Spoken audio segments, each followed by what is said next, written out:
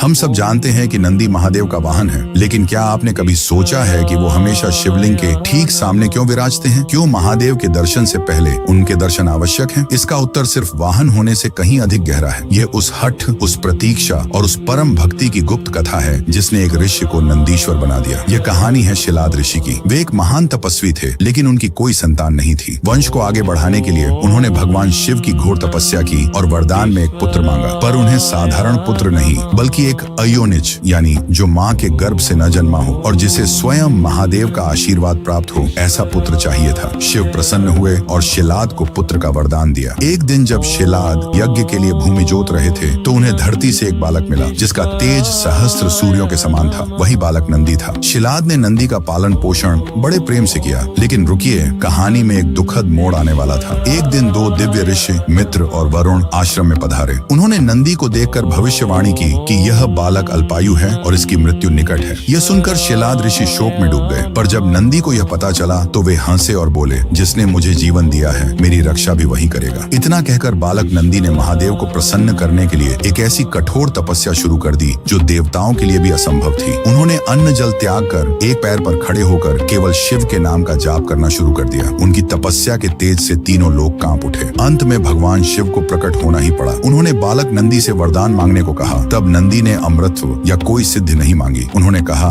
हे प्रभु, मेरी बस एक ही इच्छा है। मैं हर क्षण हर पल बस आपके साथ रहना चाहता हूँ। मैं आपके सानिध्य से एक पल भी दूर नहीं होना चाहता। उनकी इस निस्वार्थ भक्ति और अटूट प्रेम को देखकर महादेव द्रवित हो गए। उन्होंने नंदी को न सिर्फ अमृतत्व का वरदान दिया, बल्कि उन्हें बैल का मुख देकर अपने सबसे बड़े गण, अपने सखा और अपने वाहन के रूप में स्वीकार कर लिया। उन्होंने नंदी को वरदान दिया, हे नंदीश्वर, आज से मेरे दर्शन से पहले संसार तुम्हारे दर्शन करेगा। जो भी अपनी मनोकामना तुम्हारे कान में कहेगा, वह प्रार्थना सीधे मुंह तक पहुंचेगी। तुम मेरे और मेरे भक्तों के बीच की सबसे पवित्र कड़ी बनोगे। इसीलिए आज भी नंदी सिर्फ एक वाहन नहीं, बल्कि प्रतीक्षा, धैर्य और निस्वार्थ भक्ति के प्रतीक हैं, जो हमें सिखाते हैं कि ईश्वर तक पहुंचने का मार्ग केवल समर्पण से ही मिलता है। महादेव के इस परम भक्त के लिए कमेंट्स में ओम नंदीश्वराय नमः अवश्य